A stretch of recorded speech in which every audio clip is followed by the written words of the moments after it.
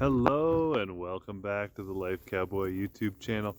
As always, I'm your host Alexander, and on today's episode, we're going to be talking about what kind of bike I'm riding to South America, how I came to that decision, and things you might want to keep in mind when you're choosing a bike, whether that's for around home or whether that's for a big crazy mission somewhere in this world.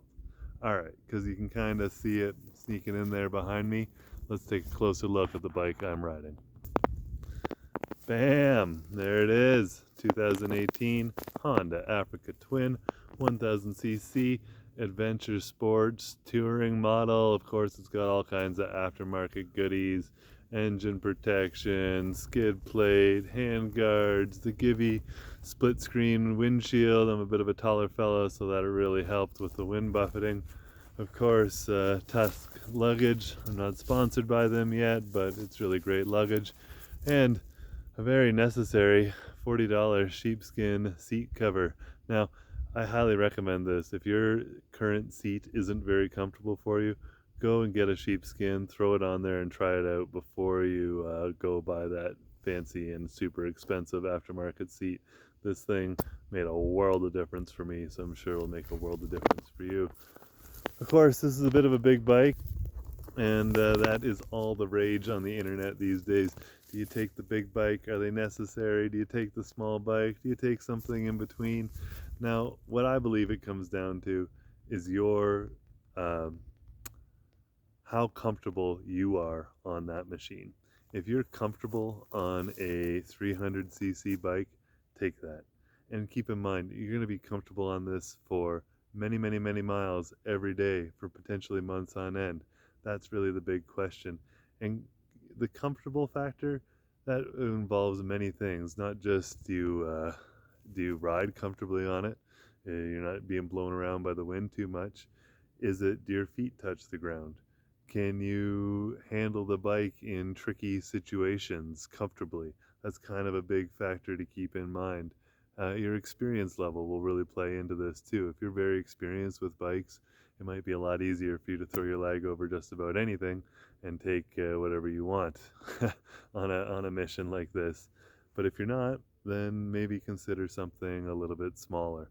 Um, for me, I really didn't like being blown around in the wind on a smaller bike, so I wanted something a little bit bigger, a little bit heavier, so I felt a little bit safer.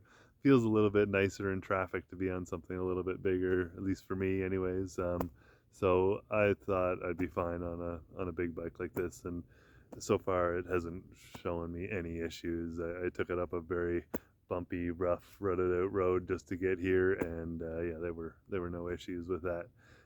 Which brings me to my next big point. When you're choosing a bike, a lot of people like to go for the dirt bike style touring bikes, and that's great. I mean, they're fun bikes, but really ask yourself, how much off-roading, like real off-roading, are you gonna do? It's when you're in a foreign country, are you really gonna take your bike down some crazy single track and muddy, rutted up jungle and risk breaking your leg to go meet that shaman out there? Or are you going to park your bike in the parking lot and walk down that trail? I'm willing to bet for most folks it's going to be you're going to walk. I wouldn't want to risk it in a foreign country no matter what kind of bike I had at my disposal. And it's now some folks are going to feel fine to do that, and more power to you, but the bike's ability to off-road shouldn't be a determining factor for you, because at the end of the day, any bike can off-road as well as the rider can make it go off-road. On an adventure like the one I'm going on, everything from a Honda C90, even a moped, all the way up to a Honda Goldwing, the big decked out touring bikes have been ridden there. So the size of the bike being able to do it really isn't a factor. It comes down to the rider's capability. Now, the next thing that I think is really important to keep in mind when choosing a bike, especially for a worldly mission, is the reliability of the machine and the availability of parts in foreign countries. I don't know if you can find parts for Harley Davidsons in countries all around the world.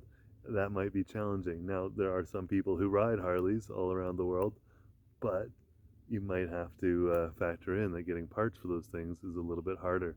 Now, obviously, I'm a little bit biased, and I'm not sponsored yet, but I'm sure I will be. I love Honda. Honda's a very, very reliable bike. Parts are very easy to get all around the world. So for me, it was a no-brainer choice. Of course, I'm going to ride Honda. Now, another runner-up would be Yamaha. Yamaha is very, very reliable. Parts are easy to get. Great machine as well. So those are just two of many brands out there, and I know there's all kinds of brands that we barely even recognize in North America that are all over the world and very easy to find parts for. So list your favorite, put it in the comments, tell me what bike you like and what you would take as a daily rider.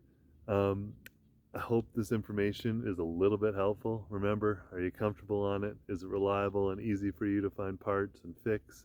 Um, and really keep in mind, how much off-roading are you going to be doing. So I hope this helps. Practice on the machine you have is more likely better than getting a different machine. Good luck, take care, and we'll see you in the next one.